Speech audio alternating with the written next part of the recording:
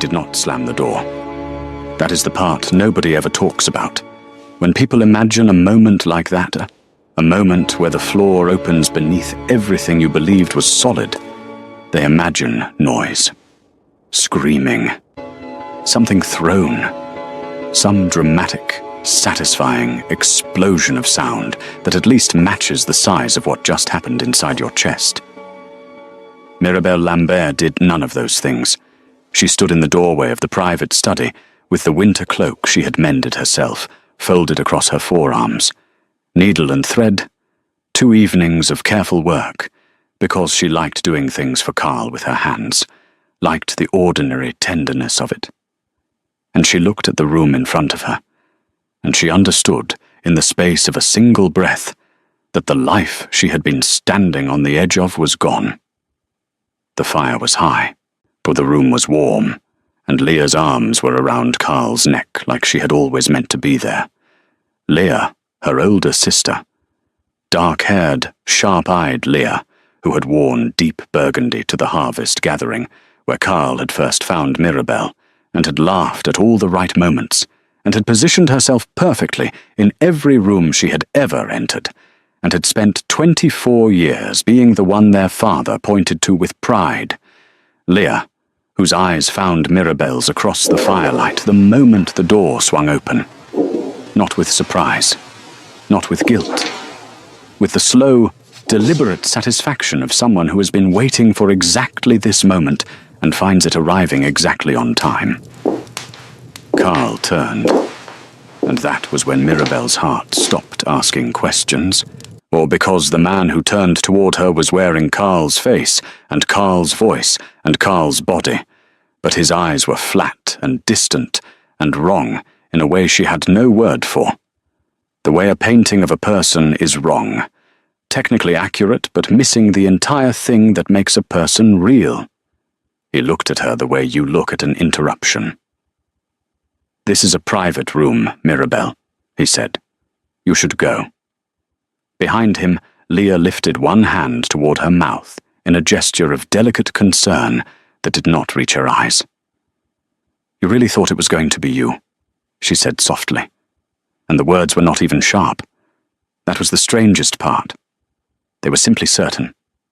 The way a stone wall is certain. Already there. Unmovable. Not constructed to wound. Just stating a fact that had always been true and was only now being confirmed. The Mirabelle's wolf, a silver-grey creature she had always kept carefully contained, more inclined toward gentleness than force, more comfortable with stillness than aggression, pressed itself against the inside of her chest and made a sound she wouldn't let out. A sound of pure, structural grief. She stepped backward, then again.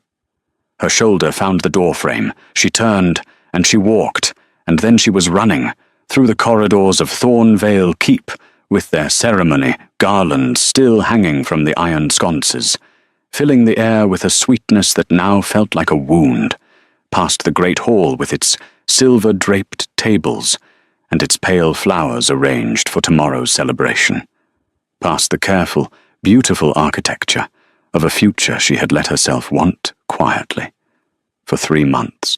But in the private way she wanted everything, carefully, without certainty, as if wanting something too loudly might cause it to disappear. It had disappeared anyway. The outer doors were open, the courtyard was cold, the forest beyond the gate was dark and deep and asked nothing of her. She ran until the castle lights dissolved behind the tree line. She ran until her lungs refused another step. She went down at the base of an old pine, with her back against the bark, and the folded winter cloak still somehow in her hands, and she sat there in the dark and let herself break in the only way she ever allowed herself to break, quietly, privately, without an audience. She did not know, sitting at the base of that tree, that she was already carrying his sons. She did not know that Carl Haskins would wake before dawn, reaching for her across empty air, disoriented and afraid, with no memory of the evening's latter hours. She did not know that the man she had seen in that firelit room had never been Carl at all. She only knew what her eyes had shown her, and her eyes had been given a lie so precise, so carefully built, that it would cost them both 5 years. Doolin's Cove did not appear on official maps. This had been when Mirabelle first found it. 6 weeks pregnant, moving on foot along the coastal road, choosing directions based primarily on which way the wind was blowing and which paths looked least travelled. The entire point. It sat between two cliff faces, above a harbour so small that the fishing boats moored there had to be anchored in a single line rather than spread out, each one nestled against the next like a row of sleeping animals. The single road inflooded for 3 months of every winter. The people who lived there had developed, over several generations, the particular self-sufficiency of communities that had learned the hard way that no one was coming to help them, and had decided they preferred it that way. They had been cautious of her, at first. A young woman arriving alone with no family, no explanation, no pack affiliation, and a look in her eyes like someone who had recently survived something that had no name. Doolin's Cove had been polite and watchful, and had made no promises. It took one night to change that. Old Clyde Doolin's daughter-in-law had gone into labour 6 weeks early in the worst storm the harbour had seen in a decade. What the midwife from the neighbouring town could not get through. The road was flooded, the water was rising, and the only person who stepped forward was the quiet, pale-faced stranger who had been sleeping in the back room of the harbour inn for 2 weeks and had not yet given anyone a reason to trust her. Mirabelle had not slept that night. She had not eaten. She had worked from memory and instinct, and the specific knowledge her mother had passed down like a language. The knowledge of what a labouring body needs before it can tell you itself. She had talked the younger woman through the worst of it, and caught the child with her own hands at 3 a.m, with the storm battering the walls and the lamp guttering, and her own heart somewhere in her throat. The baby had cried immediately, loud and furious and perfect. By morning, what Doolin's Cove had decided she was theirs. That had been 5 years ago. Now Mirabelle Hobbs, the name she had borrowed from her closest friend here, the woman who had taken her in when the inn grew too expensive, who had become in those 5 years the closest thing she had to a sister worth keeping, was so woven into the fabric of this place that the town itself seemed to exhale when she walked through it. Her cottage sat at the north end of the lane, stone-built, practical, with a garden that had grown more elaborate with every passing year as she discovered she had inherited her mother's instinct for growing things. Dried herbs hung in dense bundles from the rafters inside, lavender and feverfew, yarrow and a dozen others, filling the rooms with a layered fragrance that her sons had grown up associating with safety. Her hands bore the permanent stain of 5 years of healing work. She was good at it. Not through discipline alone, but through some combination of skill and instinct and genuine care for the person in front of her that made people trust her before she had done anything to earn it. Pregnant women requested her months in advance. Children sat still for her when they sat still for no one else. Old men who refused to see healers sent their wives to fetch her instead, as a compromise that preserved their dignity and still got them seen. She had built something real here. She was proud of it in the particular way she was proud of things she never let herself examine too closely, because examining it too closely brought her near the grief of everything that had come before. What the twins were in the garden when she stepped outside with her morning tea. Isaac was crouching at the far edge of the vegetable beds, completely still, watching something in the undergrowth with the focused intensity that had been characteristic of him since birth. 7 years old. Storm-dark eyes, small and compact and self-appointed protector of this household since he learned to walk, which in practical terms meant that every stranger's approach was a potential threat to be assessed, Every unfamiliar sound in the night was worth investigating from the top of the stairs with small fists clenched. He had his father's eyes. Mirabelle had long since learned to absorb this the way you absorb a scar. It was simply part of the landscape, a feature rather than an emergency.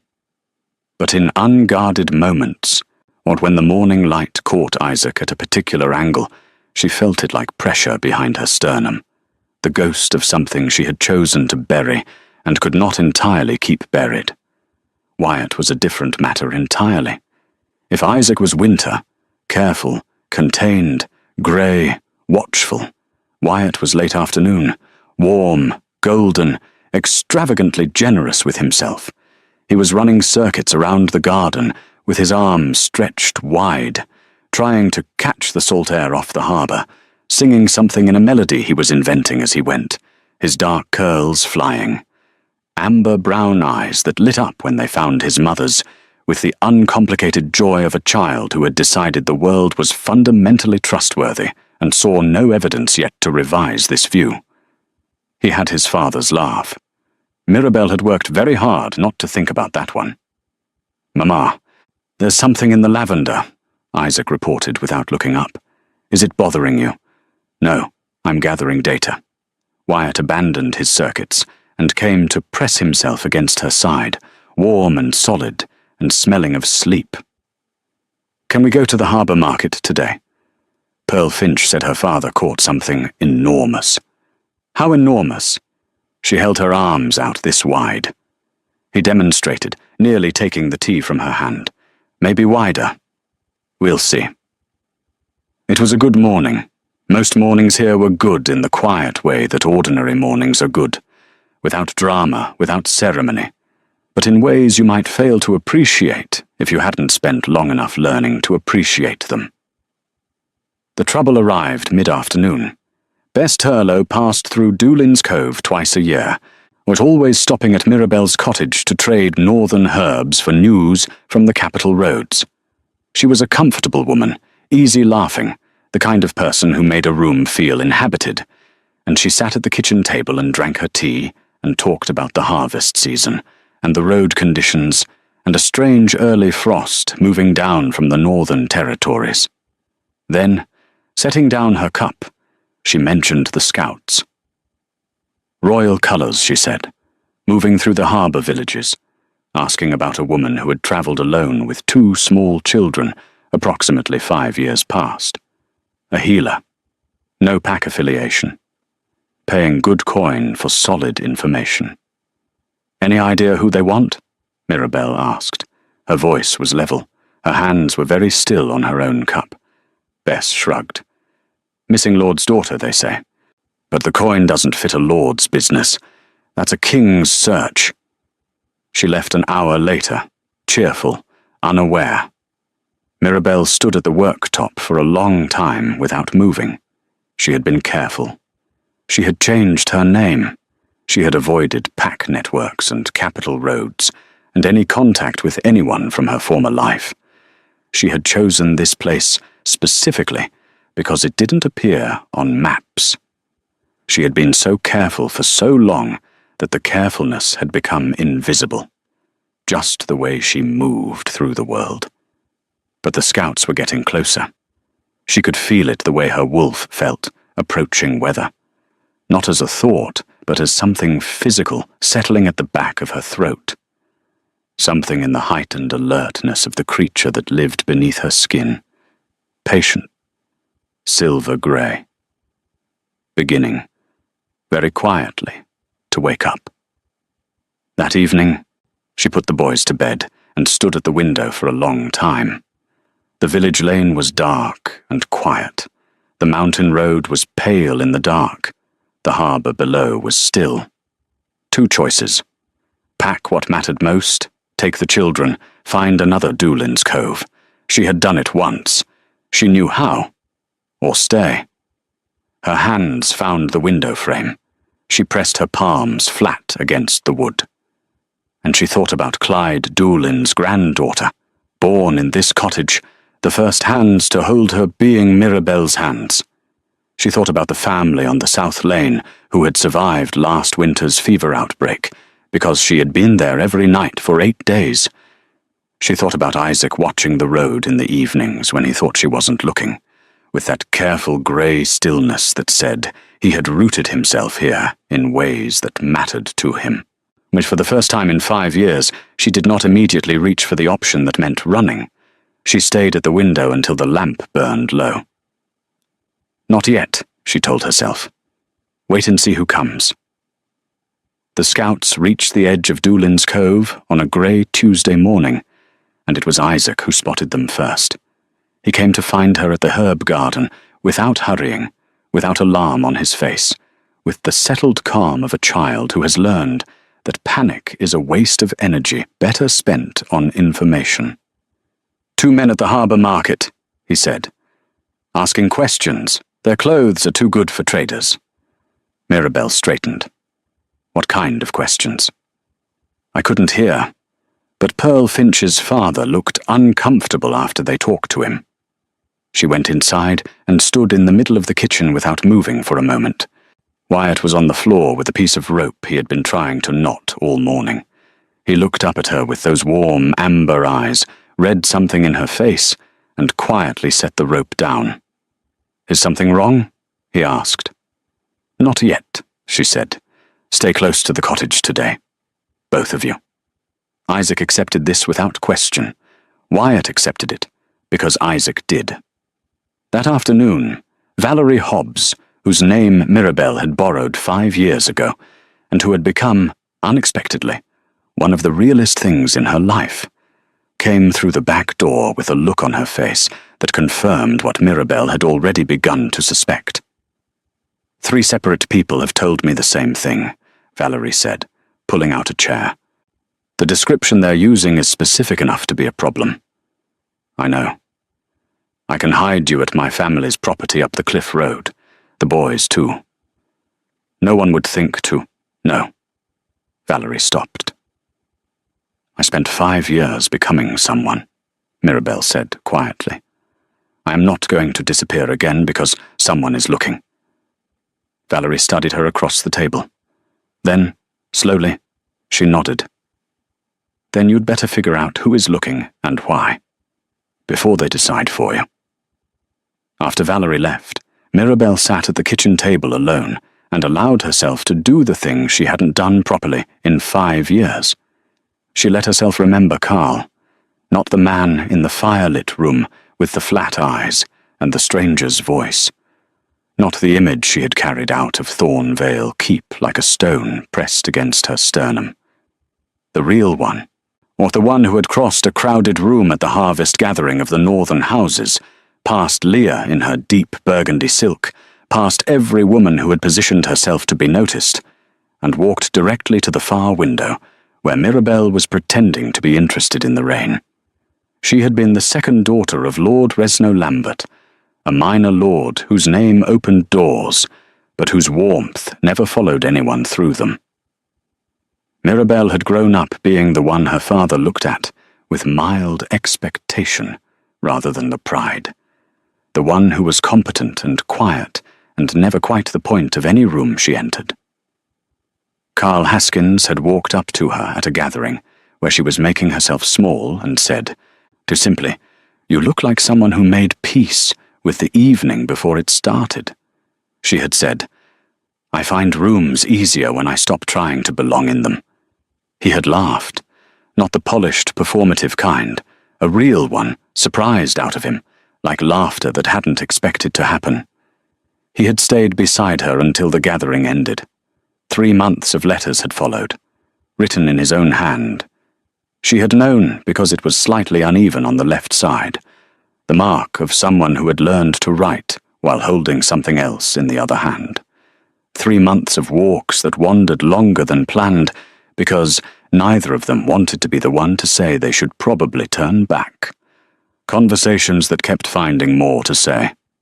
The specific and startling joy of discovering that someone understood what you meant before you had finished meaning it. Her wolf had recognized something in him from the beginning, something steady, something that did not need to announce itself, because it simply was. She had not trusted her own instincts since the night she left. She had concluded, somewhere in the long first year, that her ability to read people was simply broken, that the thing she had been so certain of had been a fantasy her loneliness constructed, sitting at the kitchen table 5 years later, in the grey afternoon light, with the sound of her sons moving quietly upstairs. She turned the memory over in her hands, like something she had found at the bottom of a drawer, and was not certain she had permission to keep. She had never stopped believing he was capable of it, that was the part that had cost her the most sleep. Not the heartbreak, the doubt. Because she had loved Carl Haskins, with the careful, private certainty of a woman who did not give that word away easily. And loving him, while also believing he had looked at her from across a firelit room with cold, indifferent eyes, and told her she was simply not worth choosing. That contradiction had sat in her chest for 5 years, like a splinter she could not reach. She closed the memory before it could go any further. The scouts were at the harbour market. Someone was looking. She would know soon enough who had sent them. She pressed her hands flat on the table and made herself breathe. Whatever comes, she told herself, you are not the girl who ran. You are not her anymore. Carl Haskins had followed 41 leads in 5 years. He knew the number exactly, because Ephraim Brock kept a ledger, not to document failure, but because Ephraim was the kind of man who believed that precision was a form of respect, and every lead they had followed represented someone's life, someone's information, someone's risk. 41 entries. 41 villages or towns or harbour settlements where she had not been, and each one had cost him something small and irreplaceable from the supply of certainty he was rationing very carefully. He was leaner than he had been. Not diminished, sharpened. The way things are sharpened when they are used continuously against difficult surfaces for a long time. Ephraim rode beside him on the cliff road above Doolin's Cove, and neither of them spoke for a while. Below, the harbour town materialized in the pale morning light. Smoke from chimneys, the fishing boats in their single moored line, the small brave ordinariness of a place that had decided to survive on its own terms. This one is different, Ephraim said. Not a question. The specificity, Carl said. Every false lead was vague. This one has detail. A midwife, 2 children, approximately 7 years old, arrived alone 5 years ago. No pack, no family claimed, no past offered. She had given a borrowed name, but kept her own first name. And Carl understood that, understood it in the way you understand the things people cannot quite bring themselves to let go of, even when letting go would be safer. What do you say to her? Ephraim asked.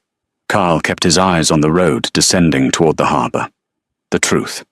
All of it. From the beginning. She may not want to hear it. That is her right. And if knowing isn't enough? Carl was quiet for a long moment. Then I leave, and I go knowing she is alive and safe, which is more than I have had for 5 years. Ephraim studied him sideways. Then he turned back to the road and said nothing else. They descended into Doolin's Cove as the morning harbour market was beginning to close. Carl's 4 soldiers, led by steady, reliable Ralph Richmond, who had been with him since the first month of the search, fanned out with the quiet professionalism of men who understood their role here, was presence, not prominence. Carl saw her before she saw him, a woman emerging from the cottage at the north end of the lane, stepping out with a basket over one arm, stopping at the sound of horses on the road, going completely still. She had changed. 5 years had taken whatever soft uncertainty had lived around her edges and replaced it with something that held its own shape, regardless of what pressed against it. She stood in the lane with the particular composure of someone who has been tested thoroughly and found sufficient. Not hard, not cold, but absolutely certain of where the ground was beneath her feet. She was more herself than she had been the night of the ceremony. This struck him as both right and devastating in equal measure. Their eyes met across the distance. She did not flinch. She did not run. She had been bracing for this. He could see it in the stillness of her.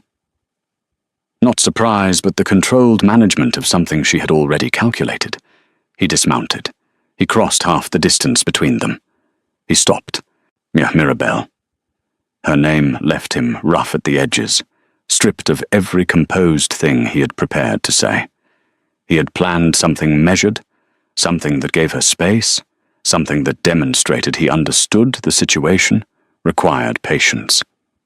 Instead, her name came out the way things do when they have been held under pressure for too long, unguarded, raw, carrying 5 years of everything he had not been permitted to say. She absorbed it without blinking. "You need to leave. I have been looking for you. Then you have wasted 5 years. Her voice was flat, certain. "I have nothing to say to you.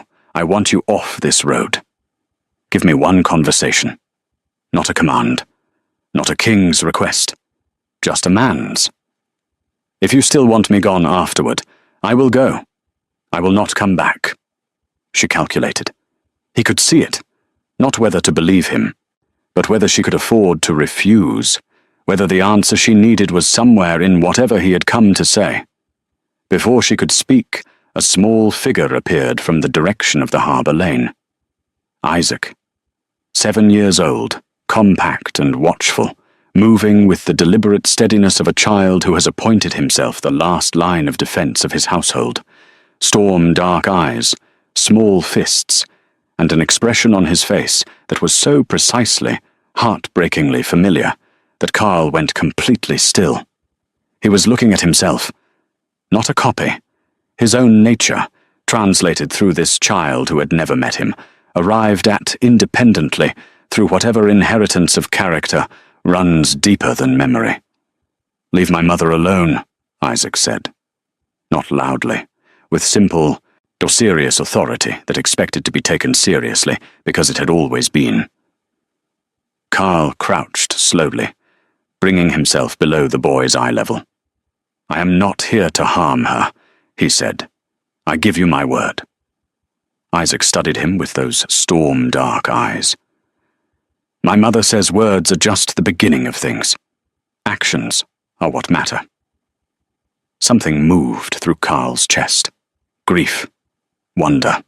The specific ache of encountering a child who carries your own nature in a face you have never seen before.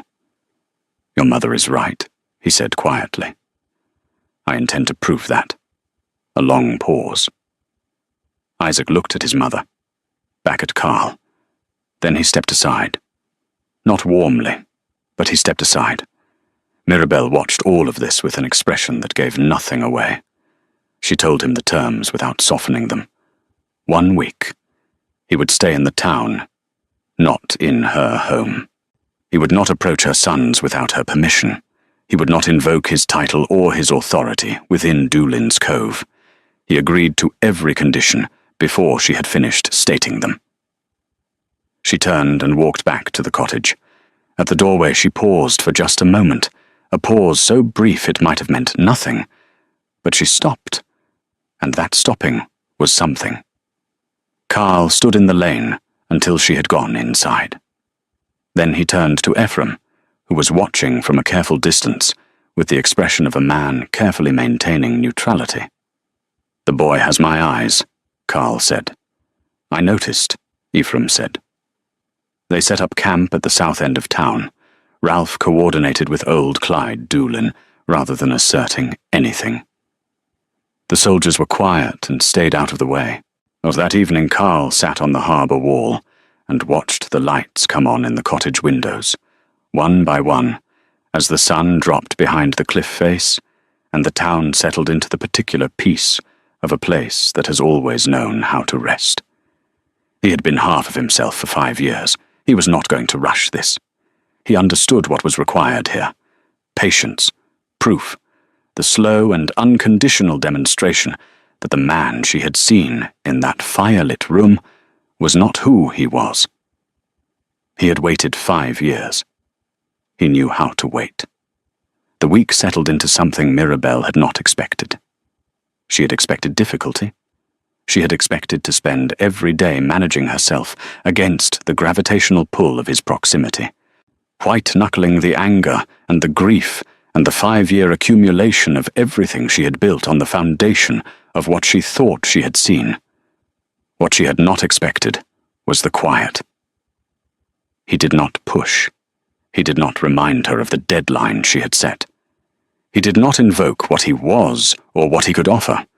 He simply moved through the edges of Doolin's Cove with the careful, deliberate restraint of a man who understood that the space between them required her permission before he entered it. On the second morning, he repaired the cracked railing on Clyde Doolin's dock without being asked and without announcing it. Clyde noticed, said nothing to Carl directly. Told Valerie. Valerie told Mirabelle with a face carefully arranged to reveal nothing. Mirabelle said nothing either. Wyatt found Carl on the harbour wall that same afternoon. This was not a surprise. Wyatt had never encountered a stranger he did not consider a potential friend, and he operated on the settled confidence of someone who had never been made to feel his attention was unwelcome. He sat beside Carl without introduction and looked out at the water. "What are you looking at?" "The water," Carl said. "What are you looking for in it?" A pause. "Something I lost." Wyatt considered this with the gravity he brought to anything that struck him as genuinely interesting. "Isaac is good at finding things," he said finally. "You should ask him." Carl laughed. Mirabelle heard it from the cottage doorway, where she had been standing with a cup of tea going cold in her hands.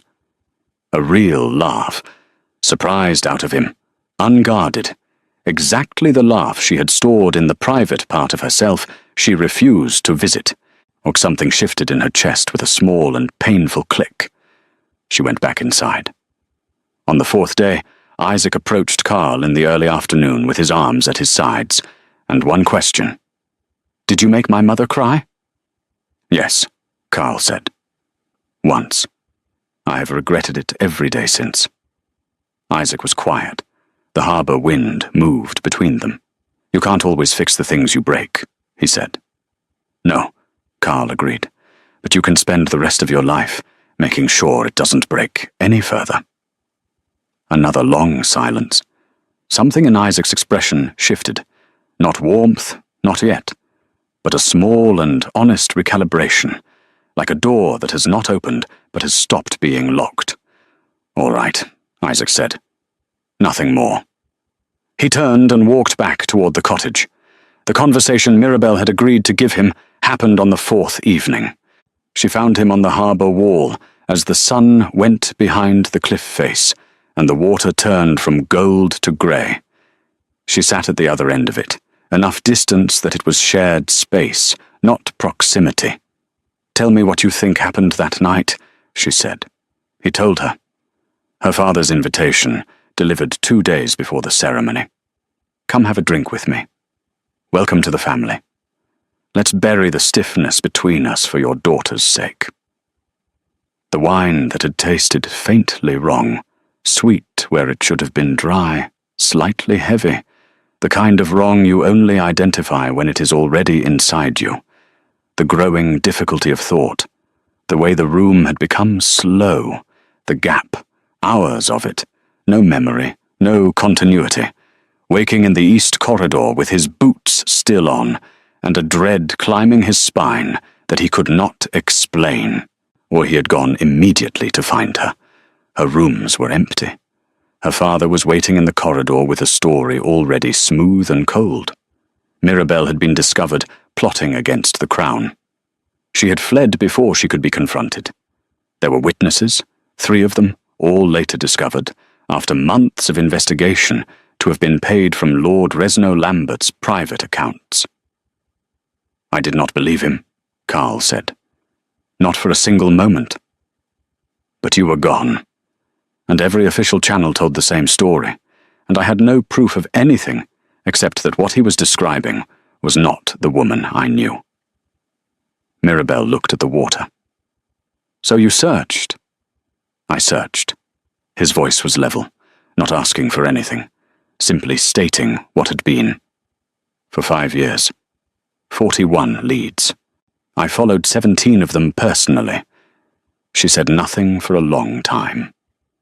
Then Ephraim arrived from his most recent investigation, and what he carried changed the texture of the air in the cottage permanently.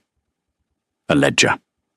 Recovered from Resno Lambert's sealed financial records by a contact in the capital who had been working toward this discovery for months.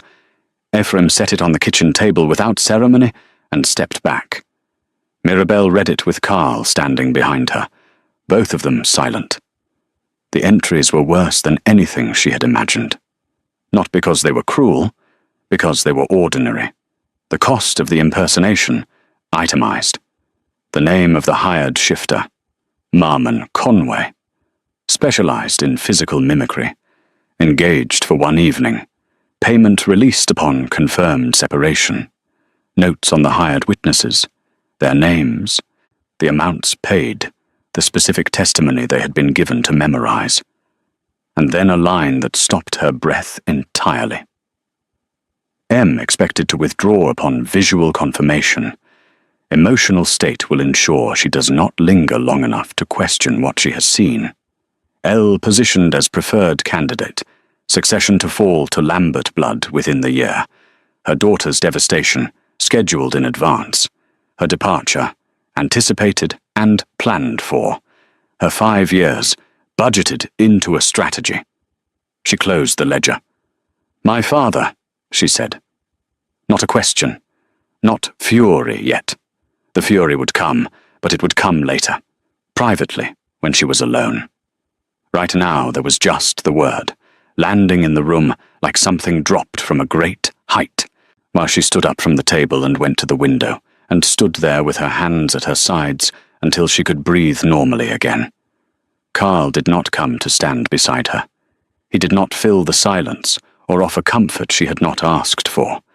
He simply remained where he was, present, patient, asking nothing. After a long time, she turned from the window. "Come to dinner tomorrow," she said. "The boys should get used to seeing you before anything else is decided." She walked out of the kitchen. Behind her, she heard him exhale. A single, controlled breath, the kind that comes after something very large has been held very carefully for a very long time. She kept walking, but at the bottom of the stairs, she paused, her hand on the wall, and closed her eyes. Something inside her, the part she had sealed off, or the part she had been guarding for 5 years with everything she had, was beginning, very quietly, to breathe again. She was not ready for that yet, but she could not stop it either. Chapter 5. She came shaking. She arrived before the harbour had woken up. Grey morning, the tide going out, the lane empty and still. Mirabelle heard the knock and stood in the kitchen for a moment before answering it, because she had learned in 5 years to trust the feeling in the base of her throat when something required preparation. She opened the door. Leah Lambert stood on the step in a travelling cloak that had been through hard weather and worse roads, her dark hair loose around her face in a way Mirabelle had never once seen in 24 years of shared life. Leah was a woman who maintained control of her appearance the way other people maintained control of their breathing, automatically, without thinking, as if the alternative had never occurred to her. Her hands were shaking. In 2 decades of knowing her sister, Mirabelle had never seen her hands shake. Not at their mother's funeral. Not at the worst social performances their father had ever staged. Not in any moment of difficulty or crisis or grief. They were shaking now.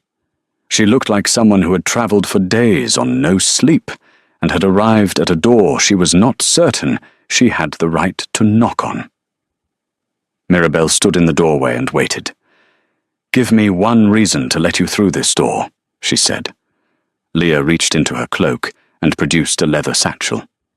Because father is 4 days behind me with hired soldiers, and I am the only person who knows exactly how many, and from where, and under whose command. And if you don't hear me in the next 10 minutes, the information loses value with every hour. Mirabelle stood aside. She let her in. Carl was already at the kitchen table. She had sent word early that morning, before Leah knocked, because some part of her wolf had been awake before dawn, with the particular alertness that precedes arrivals. He was there when they came in, and he looked at Leah with an expression that was careful and controlled, and gave nothing of what was happening behind it. Leah set the satchel on the table and didn't look at him. She looked at Mirabelle. "The letters are in order by date," she said. "The earliest ones document the arrangement with Marmon Conway. The later ones document the payment structure for the witnesses. The final entries—" She stopped, swallowed. The final entries are his projections, what he expected to happen once the transition was complete. Mirabelle opened the satchel and read in silence. The letters were her father's handwriting. She had known it since childhood, the precise, controlled script of a man who wrote with economy because he considered brevity a form of authority. The tone throughout was the same, measured, strategic. The way a man writes when he is planning something he considers entirely reasonable. The detail that landed heaviest was not the conspiracy itself. It was how early it had begun. How long before the ceremony he had set the pieces in motion. How little he had needed Leah to do. Just stand in a room. Just hold still. Just let Mirabelle see what she was meant to see and believe what she was meant to believe. She closed the last letter. "You knew," she said. "You knew the man was not him." Yes. The word was the simplest thing Leah had said. It sat in the room and did not move. "You stood there," Mirabelle said, "and you watched my face, and you held the door open." Yes. No deflection. No rushing toward explanation. She sat with the accountability first, and the honesty of it was harder to look at than anger would have been. Then, quietly, I had spent my entire life being the one our father pointed to.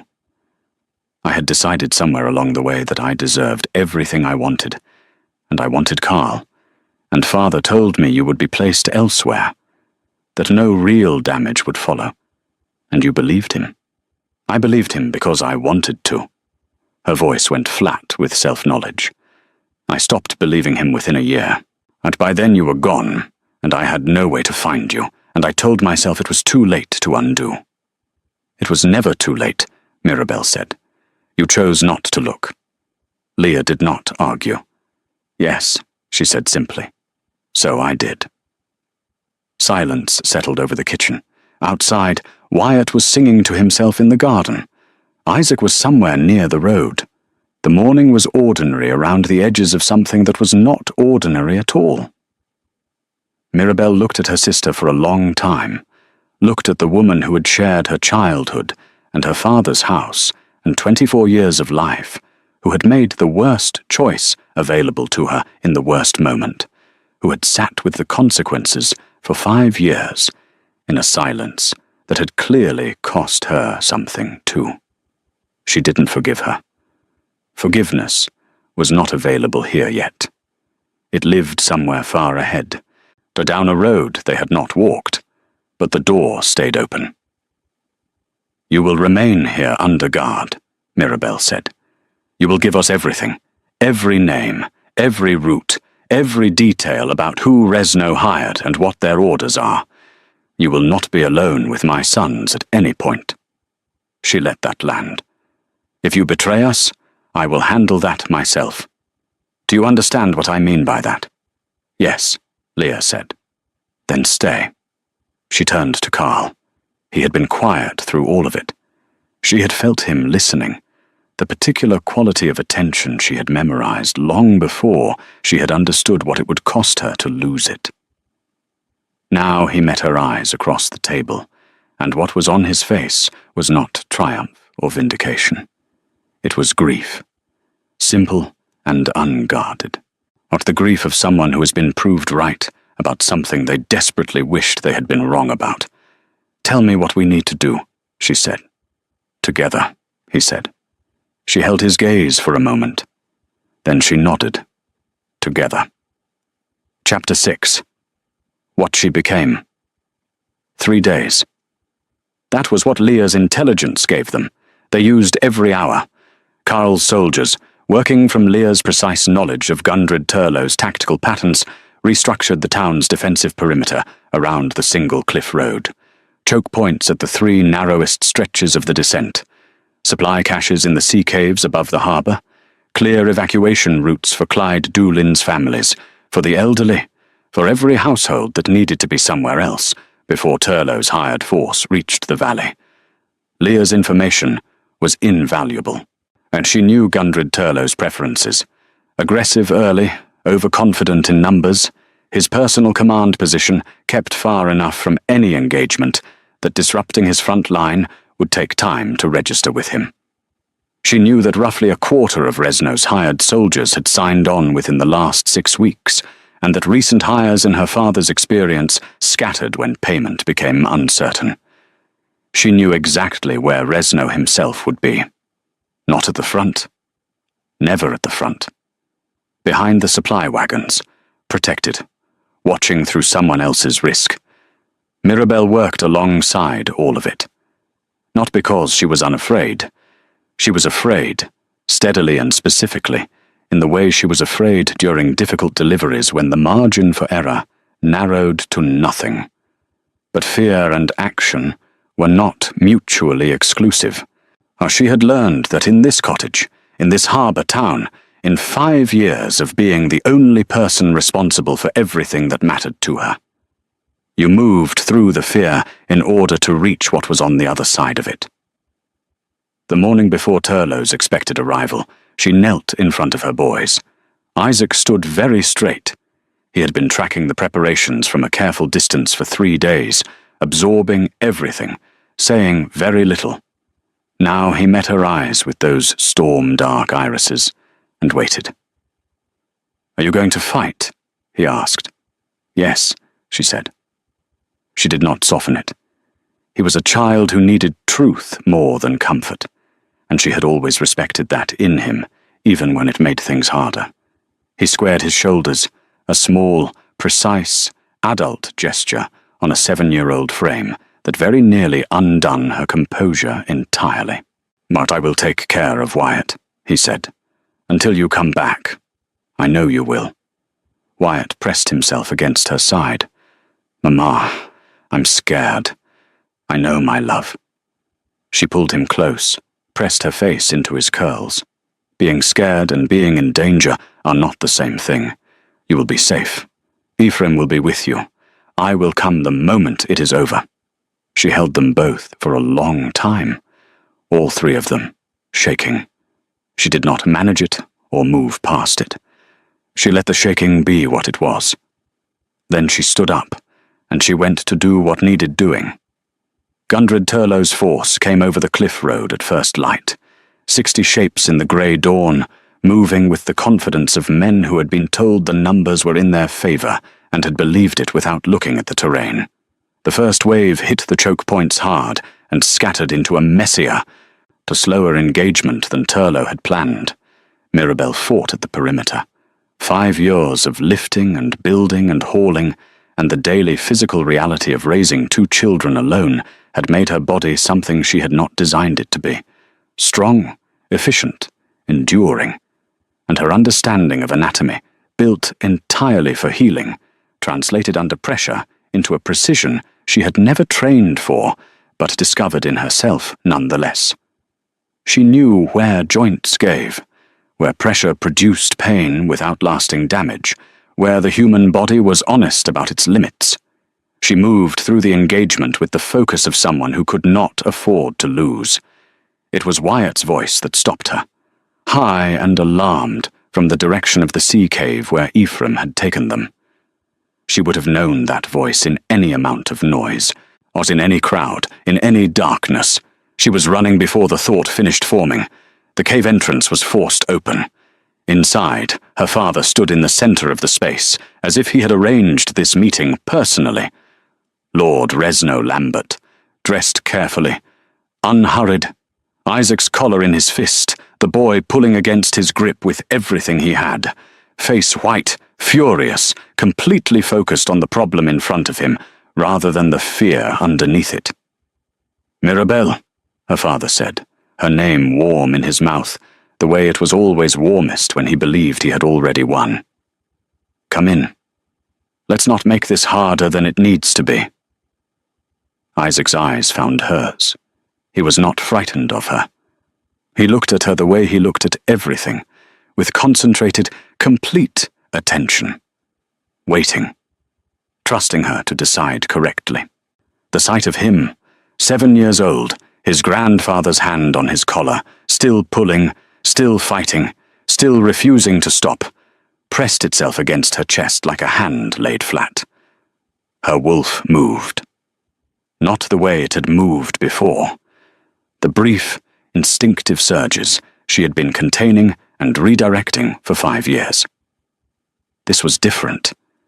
This was the full accumulated weight of 5 years of patience reaching its limit simultaneously, with 5 years of grief and love and the specific, clarifying fury of a mother standing between her child and the person who has decided to use him. The shift, when it came, was total. Bones remapping, muscles following. A release so complete and overwhelming it was almost like relief. 5 years of confinement exhaling in a single, enormous breath. She landed on 4 legs between her sons and her father, or silver grey, larger than her human form by a margin that filled the space, and fully, completely present in a way she hadn't been since the night she left Thornvale Keep. Lord Resno Lambert stumbled backward against the cave wall. The composure he had maintained across 30 years of careful maneuvering cracked, visibly, for the first time. He had built the entire architecture of his plan on the assumption that she was manageable. The second daughter. The quiet one. The one who withdrew when pressed, who ran when frightened, who could be positioned and redirected and placed wherever was most convenient. He had forgotten she had a wolf. He had never understood that quiet is not the same as empty. That patience is not the same as powerlessness. Her wolf was neither empty nor powerless. Resno opened his mouth. She moved forward 1 step. He stopped. Isaac was free. Resno had released him the moment she shifted, and her son was at her side now, his small hand finding the fur at her shoulder and resting there. Not frightened. Present. Steady. She could end this. The knowledge was clear and present and factual, the way anatomy is factual. She was aware of it, the way she was aware of her own heartbeat. Isaac's hand on her shoulder. His storm-dark eyes. She thought about what she wanted those eyes to have witnessed 30 years from now, when he was a man who had grown from this moment. She shifted back. She stood in human form over her father, her hands at her sides, her breathing even. "You will spend the rest of your life stripped of every title and every acre you built on other people's damage," she said. "You will watch everything you tried to take go to the people you tried to destroy. And you will live knowing that I had the choice in front of me, and I chose something better than what you would have done in my place." She stepped back. Carl was in the cave entrance. He had come through behind her, quietly, giving her the space to finish what was hers to finish. His soldiers moved past her and took Resno Lambert into custody with the calm, precise efficiency of men who had been waiting for exactly this.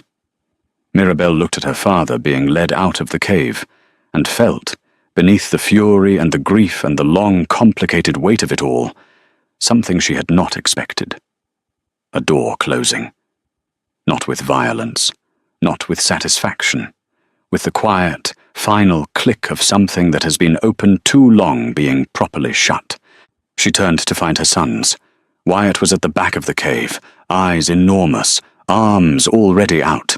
She crossed to him and gathered them both, Wyatt warm and immediate, Isaac slightly more contained, but leaning in, his face against her shoulder.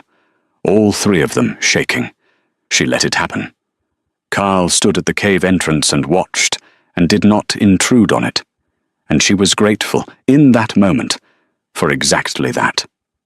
For the particular grace of a man who understood when to give space and when to fill it. Chapter 7.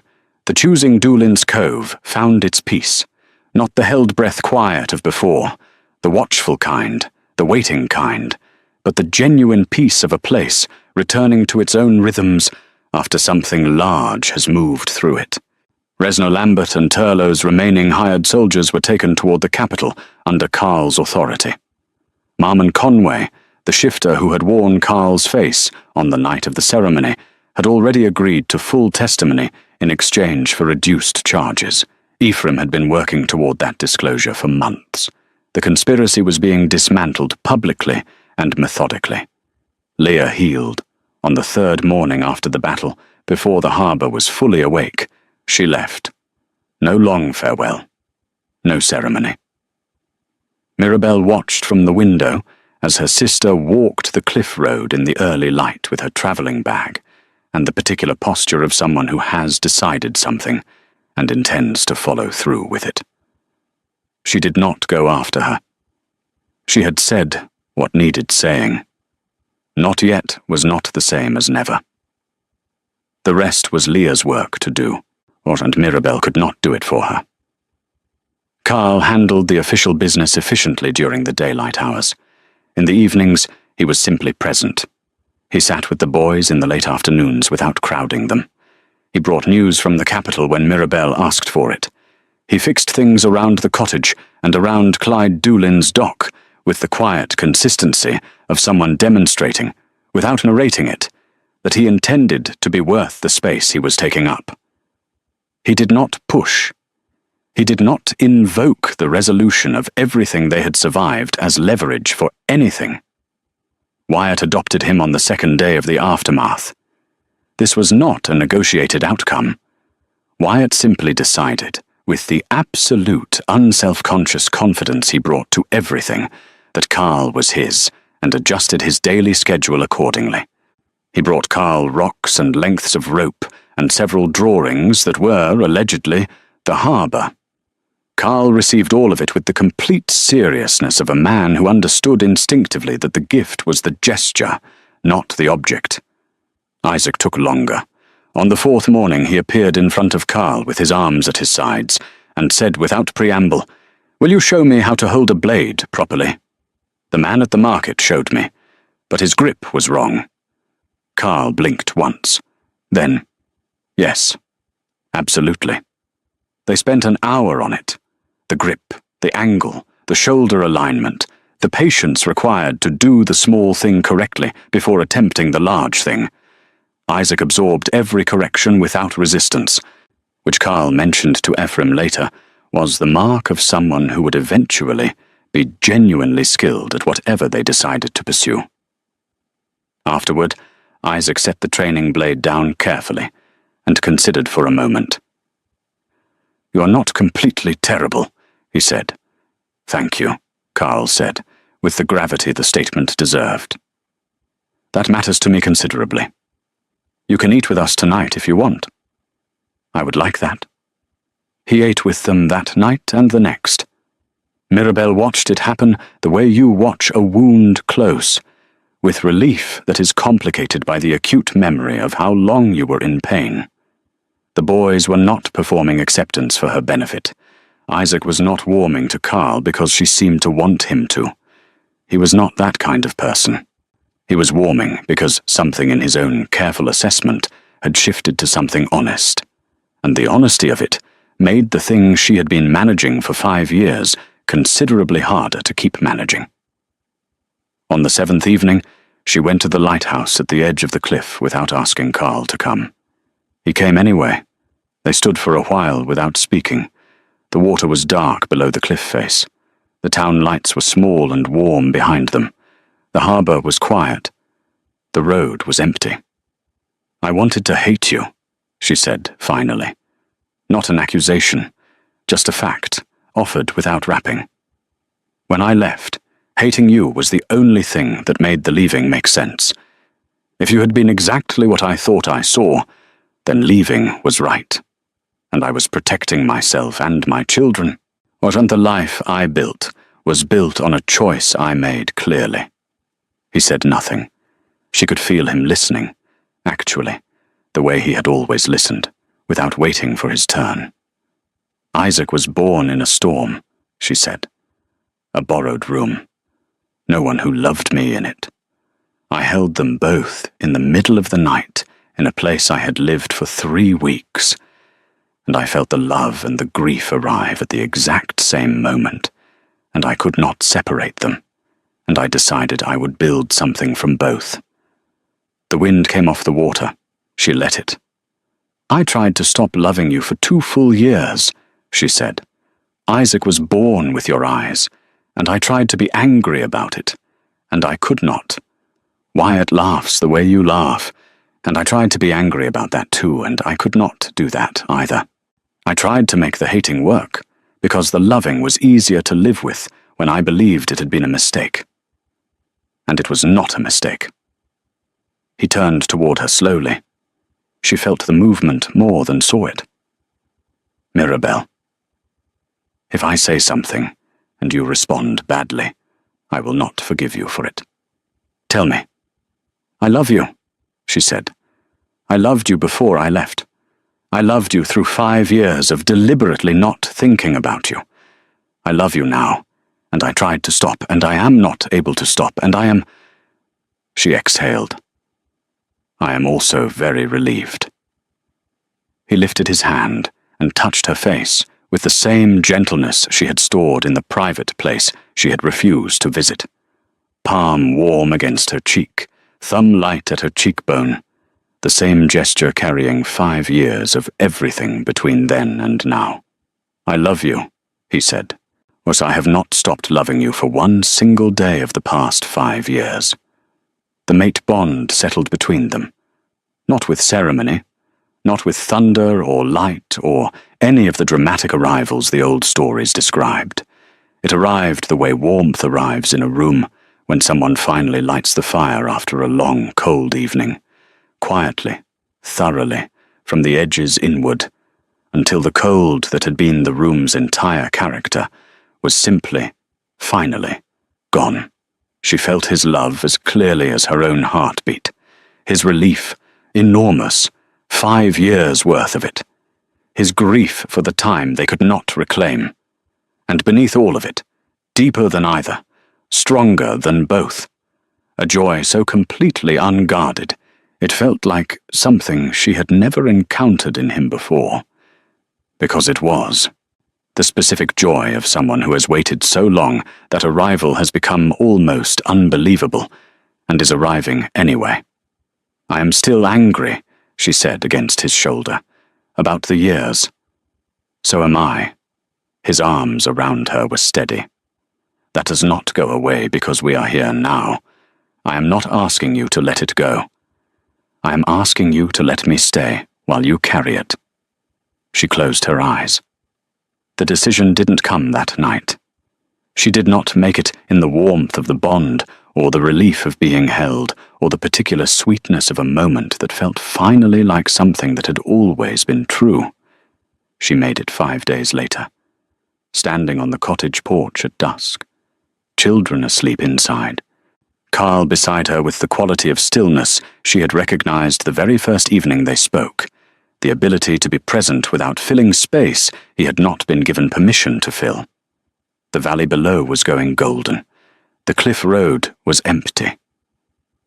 "I want to go to Thorn Vale," she said. He turned to look at her. "Not to stay," she said. "Not yet. To take the boys and show them where they come from, to let them understand what they carry in their blood, and then to decide, from a place where I actually have a real choice in front of me, what comes next." "Then we go when you are ready," he said. "Slowly. And you choose at every step. No step is decided without you. "I will," she said. She took his hand. His fingers closed around hers with the particular grip of someone who has been given something they will not take lightly. Steady, the present, asking for nothing she had not already offered. "Together," she said. "Together," he agreed. In the morning, Wyatt was already at the kitchen stove when Carl arrived, deeply invested in an attempt at oatmeal that was going in a direction no one had planned for. The results were, by any objective measure, not promising. Isaac appeared in the doorway, surveyed the scene, and stood there for a moment with his arms at his sides. "This is going to be terrible," he said. "It is an adventure," Carl said, turning from the stove with something on the spoon that had once been oatmeal. "Adventures do not smell like this. You have not tasted it yet." "I have a nose." Wyatt dissolved into laughter, grabbed the spoon, dripped something unidentifiable on the stone floor, and showed no remorse whatsoever, while Mirabelle leaned in the doorway with her hand pressed over her mouth and felt it, the specific, ordinary, completely unrepeatable rightness of this exact moment, settling into her the way the bond had settled, from the edges inward, quietly, thoroughly. They ate the oatmeal, all four of them, at the small kitchen table that had fit 2 children and 1 careful, solitary woman for 5 years.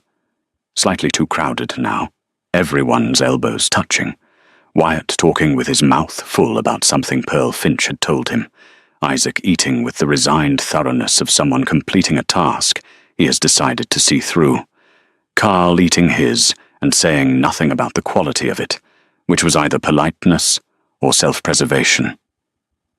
Mirabelle watched her family, this strange, improbable, fiercely assembled family, and felt the thing she had spent 5 years carefully not feeling open completely in her chest. Not the love. The love had never closed. The hope she had run from Thorn Vale.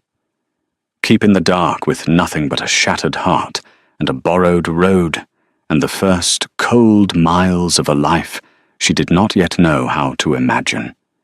She had raised 2 children who were remarkable in ways she had not taught them and could not take credit for.